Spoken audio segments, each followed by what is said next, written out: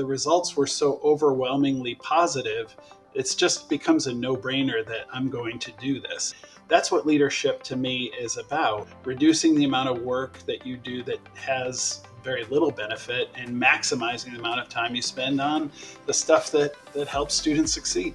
Welcome to AI Fishbowl, the show where you get to watch as we coach and train education professionals to solve their problems using AI tools. So get ready to elevate your educational practices with AI Fishbowl with me, Audrey Ellis, and Zia Hassan. We just had such a juicy conversation with Larry. That was amazing. Yeah, he was. It was an interesting one, just doing this so early on in our show in this series of episodes, because normally we do a lot of like demonstrating and we do a lot of like screen sharing, but in this episode, really, it felt more like we were helping him think through exactly what the when and why is for using generative AI. Yeah, I know Larry closely through a lot of the work that I do with Complete College America. And I thought that he would be a really fun guest because he is doing some really interesting stuff with AI that's not necessarily using ChatGPT right now at his institution. He's the vice president of workforce and learning at Greenville Technical College. I hope I got that right. He might be executive, but he is leading the charge on like a ton of their trade-based workforce redesigns around AI. And we got into welding today. We talked about welding for like 10 minutes, which I didn't know anything about welding until I met Larry. And he's never been a welder. So I just think that was fun. So if you're about to listen in, enjoy learning a little bit about welding. He makes it accessible. And I thought that the conversation we had really tied up nicely because it started technical, but we were able to really kind of work towards what does this mean for humans. That a lot of the things that Larry was trying to do with generative AI at first, I mean, he asked us, he said, I'd love to spruce this process with my dashboards and the data. And at one point we kind of had a moment where I said, is this something that could be done in like Microsoft Excel or another data software? Maybe it requires a little bit of skill in using that software. But generative AI and ChatGPT, sometimes they're not that great at being calculative. They're not great at calculating things or really analyzing data in a way that Excel is so precise. So like once you do that, what's next? And that pivot moment started a conversation that ended with a story that I won't spoil. I'll let Larry tell that story. But listen to the end, the story about students who have 3 courses left and just don't follow up on those 3 courses in order to get their degree. I think you'll find it very interesting. Absolutely. Well, I hope that you enjoy this episode with Dr. Larry Miller from Greenville Technical College in South Carolina. Larry, thank you for being with us today. Thank you again for the opportunity. And I guess I'll just start. It's funny, my background is in finance. I have a PhD in public finance, and I've done a lot of research on education policy, particularly in K-12 over the past 20 years. And I got a chance to direct, I was thinking about this the other day, the Next Generation Learning Challenges, studies of personalized learning schools that the Gates Foundation supported maybe a decade ago. And it was interesting to see that work play out. And I've been thinking about those schools now that we have AI, and we might actually be on the cusp of truly personalizing curriculum and content for the things that a student is truly interested in and passionate about. I wonder if they were ahead of their time by maybe a decade or so, and now we're kind of here. So I've gotten to do that work, and for some reason they bring finance folks in, finance researchers, because there's often this question about how much does it cost and what are the benefits, and that's kind of the framework and the lens that I approach problems like that with. Here at Greenville Tech, what I'm excited about and one of the most promising areas that we're working on is in the welding space. So we are building a new Center for Welding and Automation Excellence. It'll be a $25 million facility. We break ground on that in a few months. And what I think the hope and the promise is that we are going to take jobs, parts of the welding job that are either generate risk to the person's health or well-being, or are really repetitive and boring and dull, and use AI empowered tools to perform those tasks. And that would require our welders to upskill and be, better at quality management, better at repairing the robotics that are performing the welds, and actually in that process enhance their productivity by like 3 to 4x. And I'll just wrap up with this. Like a lot of fields and trades, welding is undergoing a transformation where every 4 welders that retire, we're only generating 1 new welder. So everyone is kind of freaking out because we have a welder shortage of over 400,000 in the United States. So perhaps pairing with AI and newly trained welders, we can generate the productivity gains to kind of close that welder gap. So that's one of the cool things we're doing and learning about here at Greenville Tech. Wow. Yeah, I think it's so interesting how so often we hear about like the paranoia about AI replacing jobs, but the way you're talking about it is like this is actually meeting a job shortage Yeah. that there hasn't been a solution for. Yeah. So the technology you're using is like predictive AI, is robotics. So it's actually no. I would describe it as a machine learning system. So what we're learning about it, without describing the vendor or anything, is that basically welding, it has a challenge, right? So if you try to use a camera as a visioning system, the weld produces such intense light that the camera doesn't work and can't see. So if you use radar based systems, then they can estimate the geometry of the weld.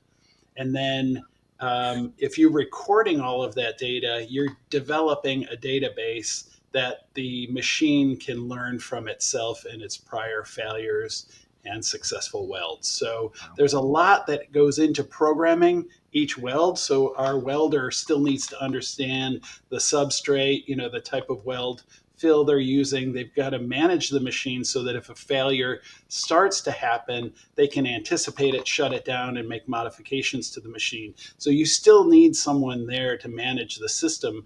But what's amazing about it is the machine can be really small. So in pipe welding, you may not know this because I didn't know it myself. I'm not a welder by training. I want to be clear.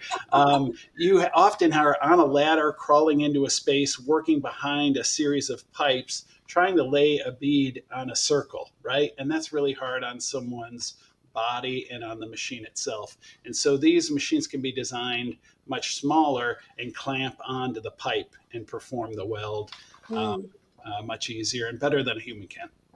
We kind of believe that there will be a world one day where everyone knows how to use things like ChatGPT and probably won't be doing the things you're doing with your welding, but everyone will know how to use it. And so in this phase one of this sort of generative AI revolution, that's where we come in to help people bridge the gap and get to a place where we're all using it. And then we ask ourselves, what's next?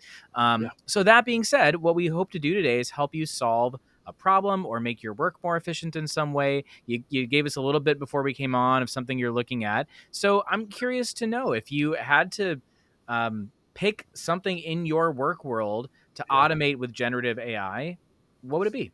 I think that's a great question. So I would say that we've tried to be at the forefront here at Greenville Tech of what I would call maybe the money ball of education. What I mean by that is I'm trying to use, as a team, we're trying to use data analytics and particularly predictive analytics to tell us where we need to intervene or make different decisions to help more students succeed en masse, quickly and in real time when students need us. So we've built a series of dashboards here at the college using Power BI, and it's quite labor intensive. So I have an IR team that spends a lot of time building these and updating those dashboards weekly. And I'll just give you like one example. So on these dashboards, we track anticipated graduates. So Zia, let's say you're in your last semester here, you're enrolled in 3 courses. Those are the 3 courses you need for your degree. And all of a sudden in week 3, you withdraw from one of those 3 classes. Or worse, you're tagged as never in class and we administratively withdraw you. You'll show up on our dashboard in our weekly huddle on Thursday, and that you'll be blinking red. So a dean will see that now I've got 6 or 7 students who have fallen off my anticipated grad list. And then they will follow up and make sure that the appropriate department head or program director or faculty member who's assigned to that student reaches out to them to make sure they're registered for that class that you just withdrew from. We might get you reinstated in that class and get you some tutoring and help and whatever you need, or we might get you registered for next term so that you stay on your completion track. You're just going to be a semester later. So those dashboards, we've got about 8 or 9 of them right now. What I'm missing is I want to expand that work into Blackboard. So believe it or not, Blackboard has a massive data lake with a lot of data in it, but currently I'm not getting predictive analytics to help my leadership team flag where we have issues and opportunities really to intervene on students' behalf and help them succeed. Gotcha. Okay.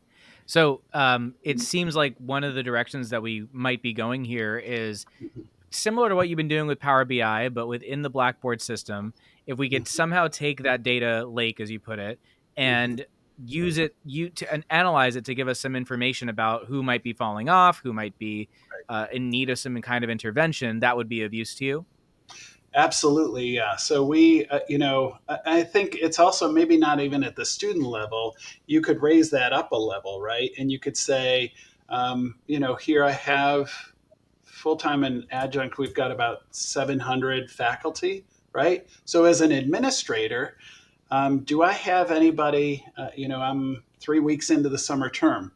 Have any of my faculty not entered grades for students?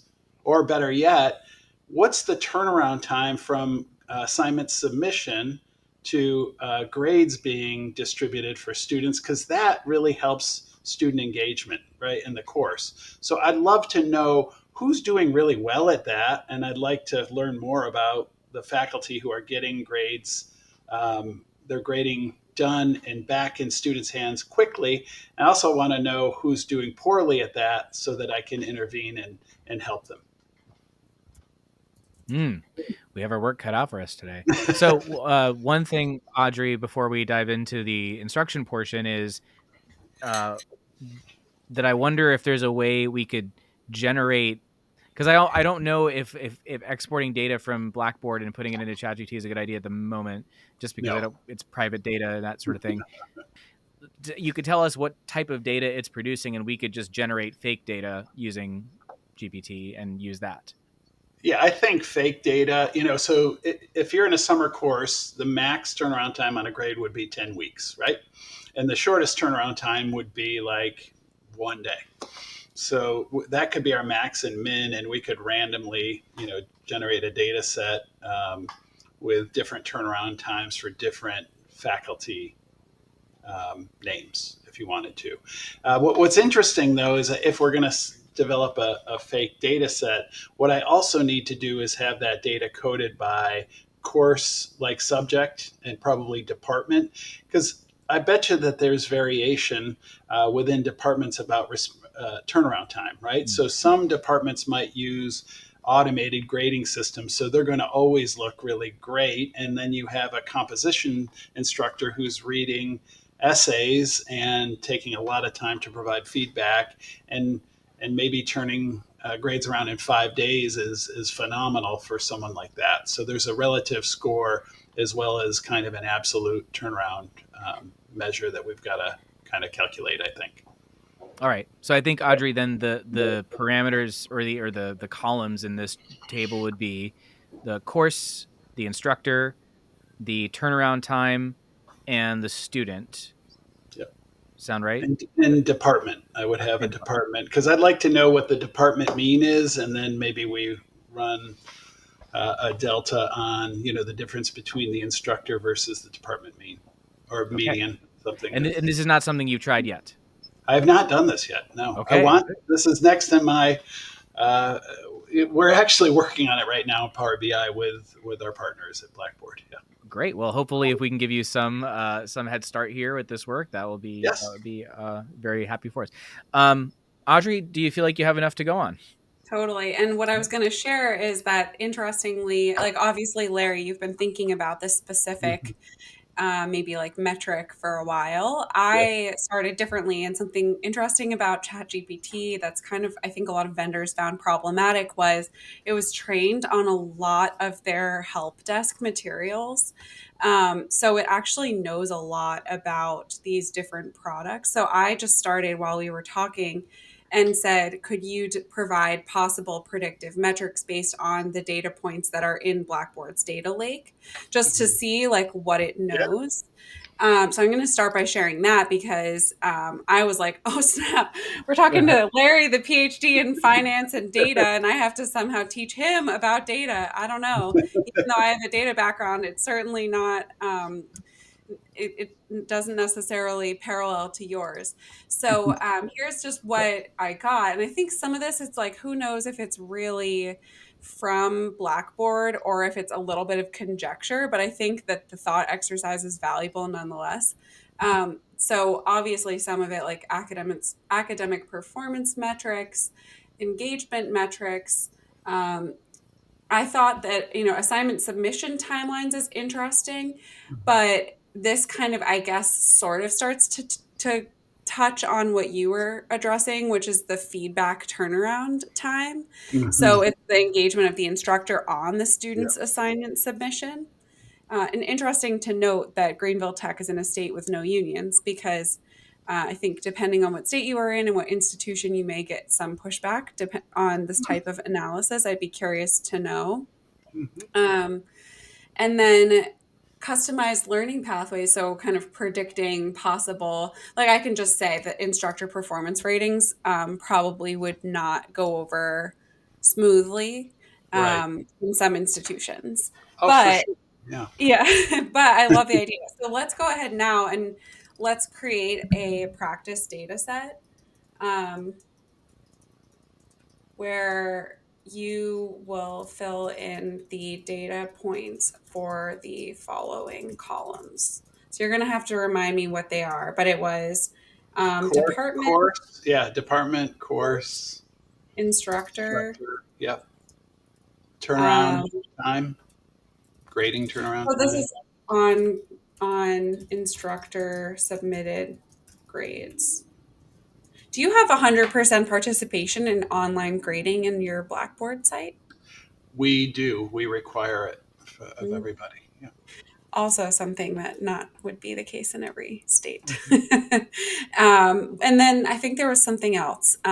Student grade average. Maybe. What about Oh like? no, it was the department average we were going to look at, or department median. But the more I think about it, I mean, department median is interesting, but also I would love if AI could pull what the commitment was from the syllabus. So, it's interesting to judge a faculty member and evaluate them on their performance relative to others and just absolute performance. But it's also, bottom line is, if I commit to having grades back to you in X amount of time, do I meet my commitments that I published in my Hmm, syllabus? that's an interesting one. I wonder if Blackboard captures that right now in a way that the data could be acted on. But we can put it in our fake data set. So I'm going to hit enter and let's see what Okay. happens.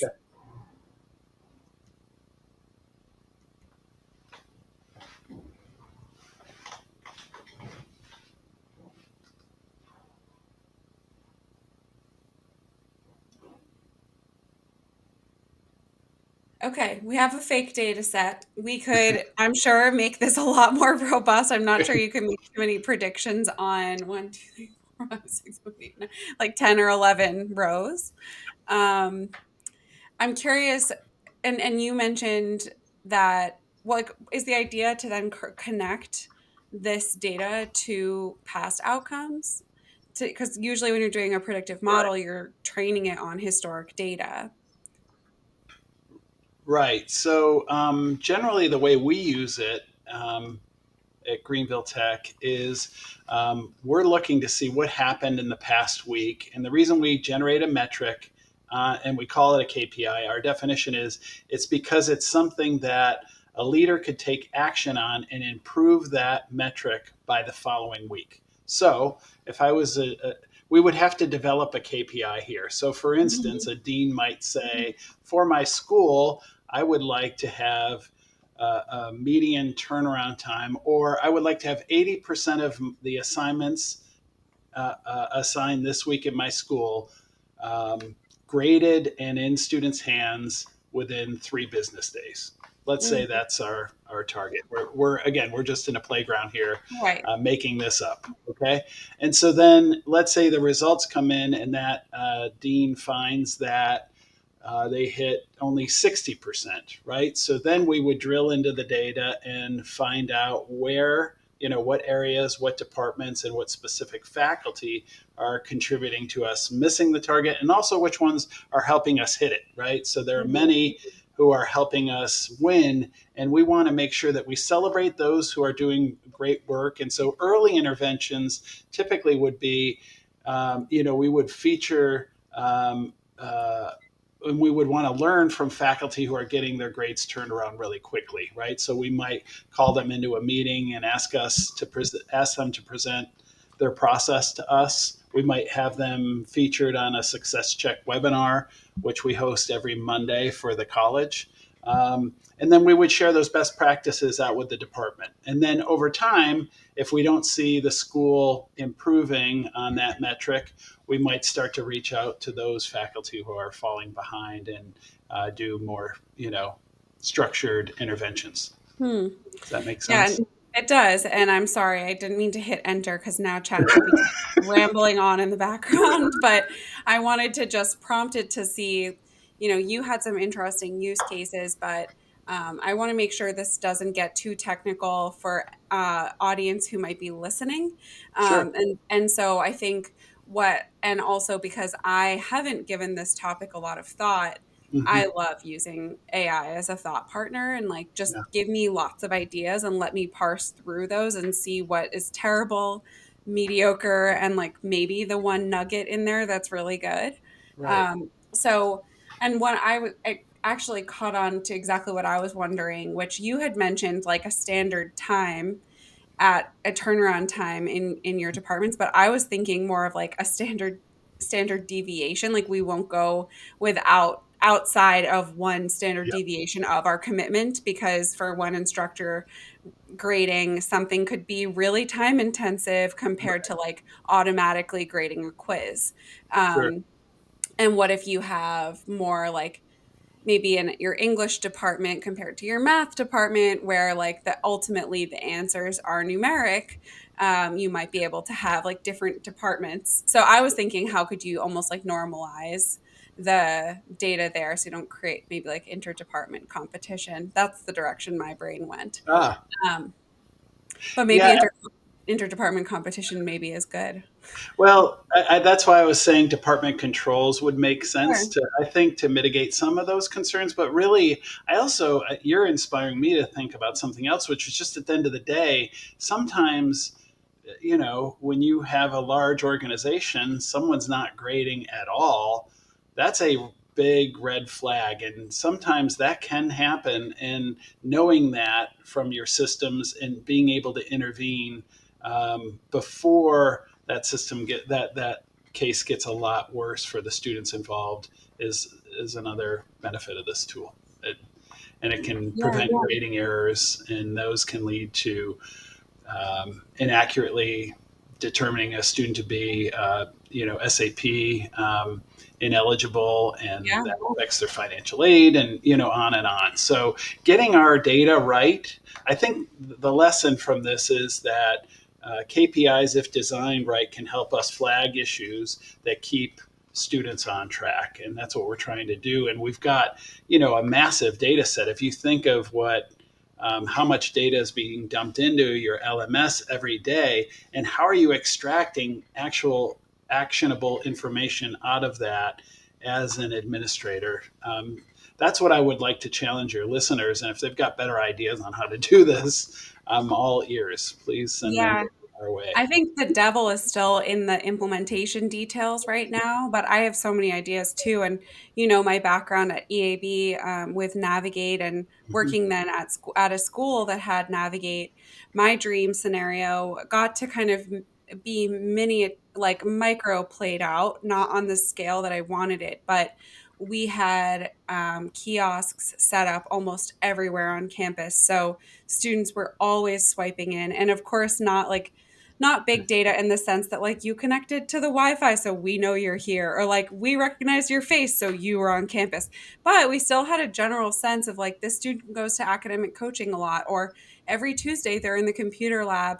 And so when we had our alerts come in from our early alert aspect of Navigate, Mhm. I was often triaging them, and I would check and I'd be like, well, this isn't surprising. They dropped off and stopped checking in at this location when they had a pattern and it changed. So I Yep. could see such a great use case there of like monitoring.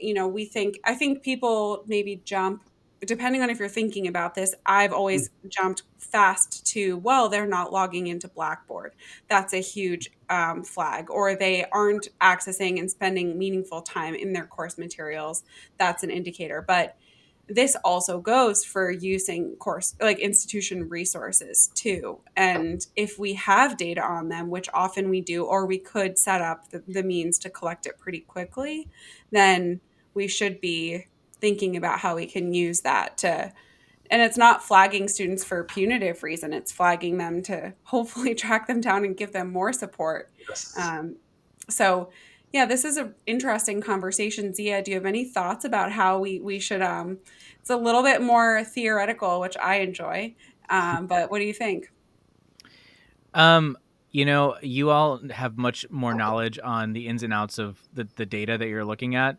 So I'm curious to know from your perspective, Audrey, from like if you were using ChatGPT to do something, the one thought that kept crossing my mind was what could generative AI do that something like Excel analytics or even Power BI not do, because it's got Yeah, different capabilities. And maybe it's that it could maybe you don't need to know as many formulas, or there's certain parameters that you don't, you could just kind of skip all over that. But I also feel like GPT is not the best calculative tool in the entire world. It makes yeah, mistakes. It tries to write programs on the spot that may not be yeah. accurate. So Yep. what can it offer? You know this world better than me.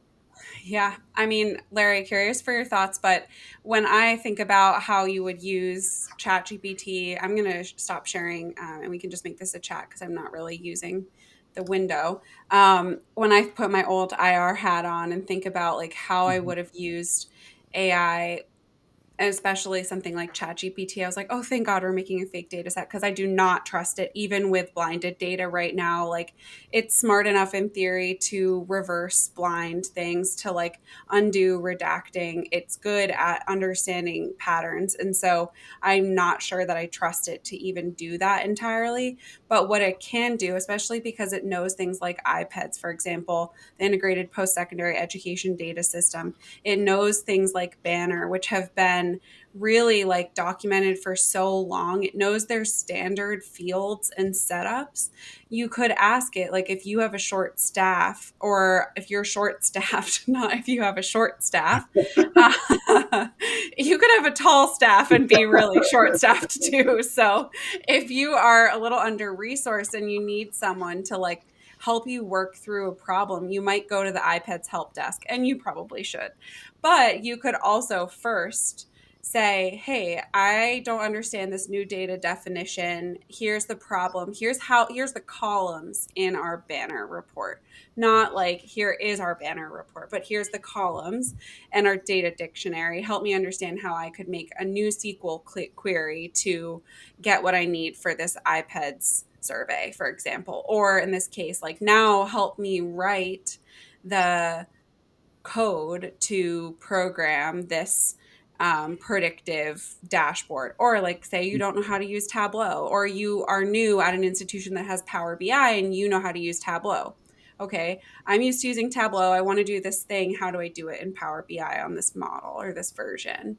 It You, could you really know just, I think, save people time there. That's a great way to use it, to just kind of give you some direction. Um, it's easier than Googling, because you can find exactly what you're looking for, and I often use it to help me through tech like that.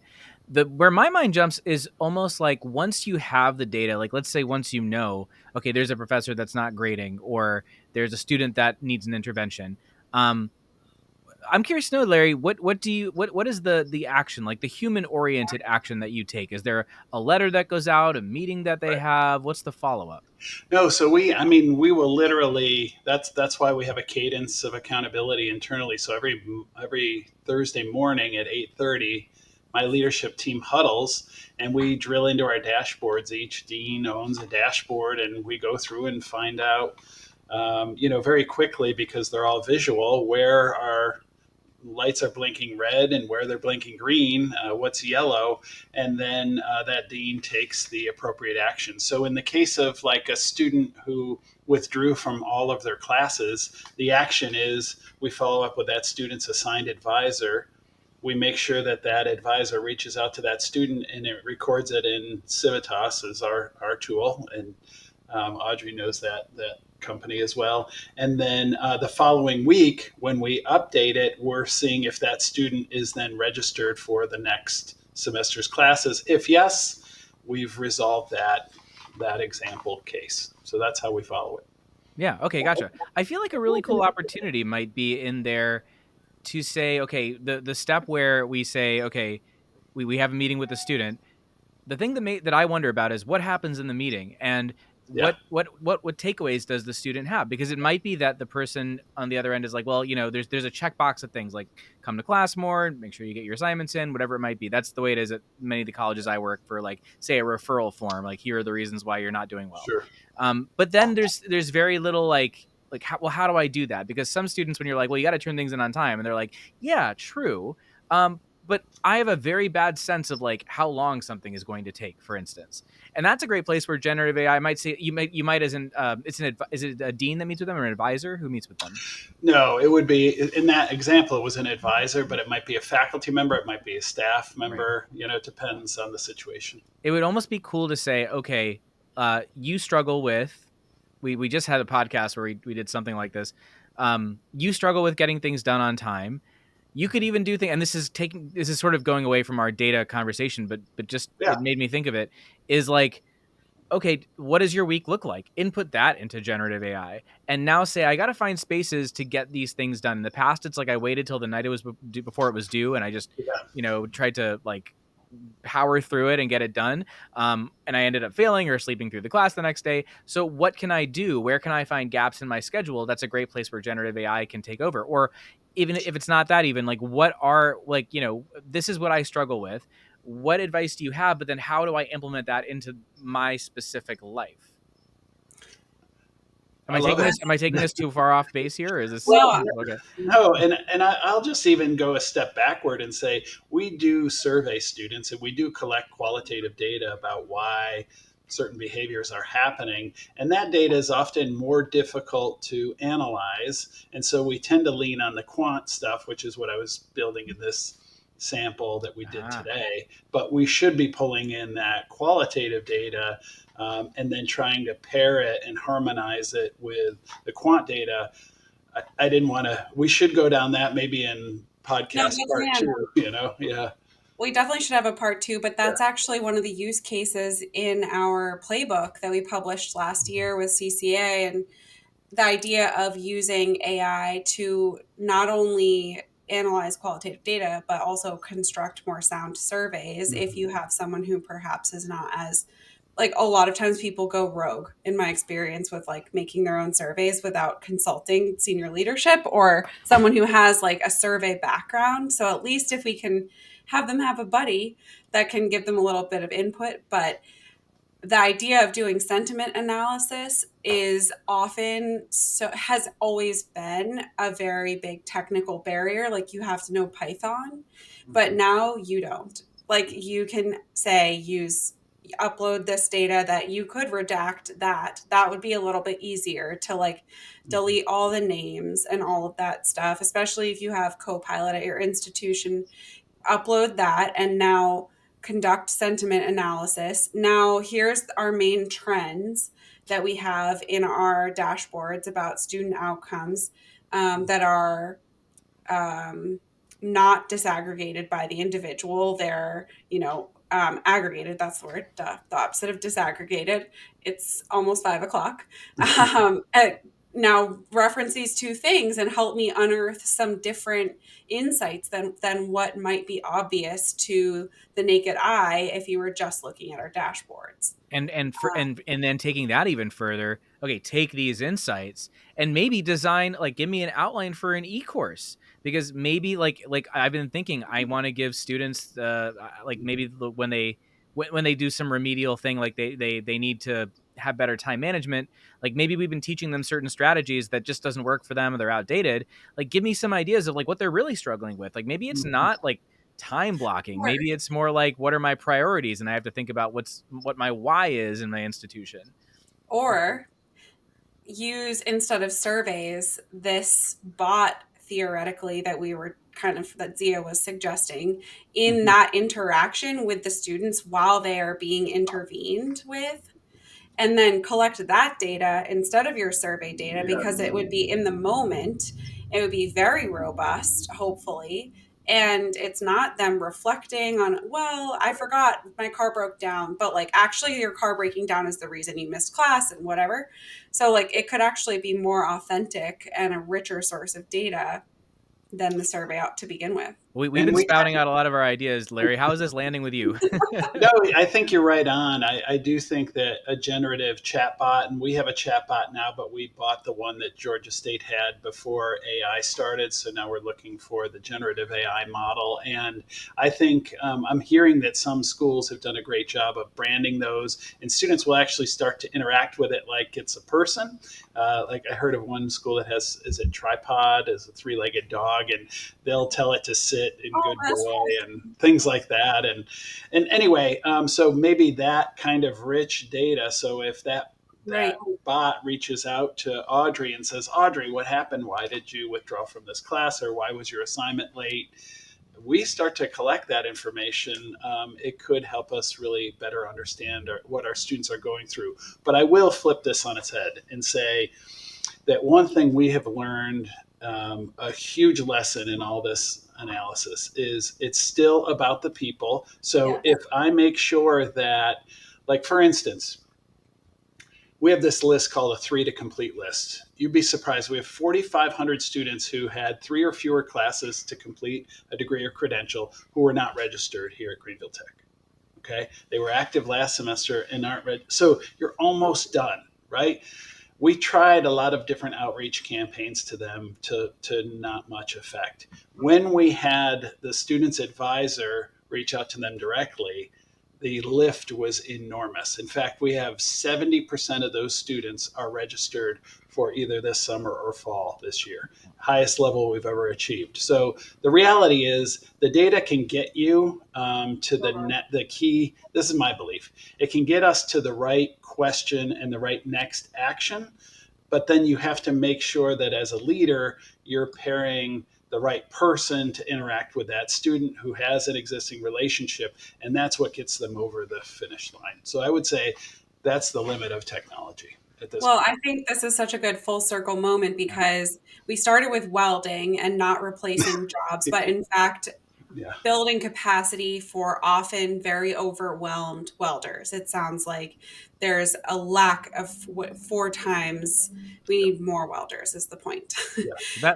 That With story. our advisors, sorry, I was going to say, Yeah, with yeah. our advisors, for example, my dissertation topic is on initiative fatigue. I'm sorry I bring it up so Mhm. much, but it's so relevant here. Like, asking them to do one more thing, Right. if it's not going to have the payoff, it can be hard to keep asking them. So if we could be more intentional about what we're asking them to do, when they're doing it, and have a better way to track if it's working or not, we're augmenting them, not just asking them to do more with less. I don't know. I think that there's definitely a nice tie in there. Yeah. And that story. Advisors and welders. Yeah, advisors are welders. That story about how it was the advisors, it was that human connection, that outreach that didn't come from some flyer or some mass email, but from an actual person who's like, I care about you, is exactly the point. It's like if I could find a way to make the people who are doing that, if I could find a way to streamline their work so that all the stuff that doesn't really like impact students as much, that could be taken care of by an AI, could be done, and they had more time to actually just do that, like how much better would our world be? How much better would our system be? Zia, I'm so glad both you and Audrey, what you guys are saying, you're spot on. So when I asked our college to make this concerted effort to do this outreach, I promised them that we would evaluate it and tell them the effect size. And so we did, and we randomized the group and we ran a trial. And when the results were so overwhelmingly positive, it's just becomes a no-brainer that I'm going to do this. And that's what leadership to me is about. And it's about reducing the amount of work that you do that has very little benefit and maximizing the amount of time you spend on the stuff that helps students succeed. So that's what we're trying to do here. I'd love to do it faster. I wish we had the R&D budget of Amazon for like 1 hour. They could help me move much more quickly, So that's why we'll be in Washington, D.C., asking for legislative support to do more of this work. Yeah, and we Yes. weren't on recording when we mentioned that, but Larry and I know each other from our collaboration on Complete College America's Council on Equitable AI. So next week we will be in DC, trying to get some more capital appropriations for schools to invest in all of this work, because while what we're doing on this podcast is all about like what can you do today with the tools we have available, as you can see, we're like busting at the seams to try to do more innovative stuff. And that right now does require partners that are more technical and requires funding. So that's a really important kind of middle term, long term goal.